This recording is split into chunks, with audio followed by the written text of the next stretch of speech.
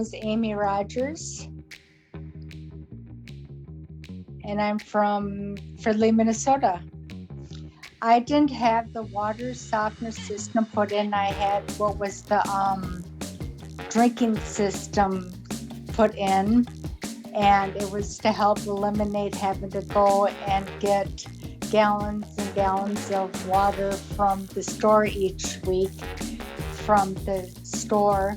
And I really like that because it saved money, and I like it because it just, like I said, it saves money from having to go and buy, saving 63 cents a gallon from water and having to have gallons and gallons of, and it saves from having to, for the environment too, and having to go and get water from the store. That's pretty much it.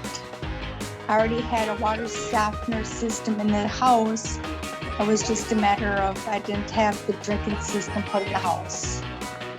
Would recommend them because I haven't really had to contact them for any situation.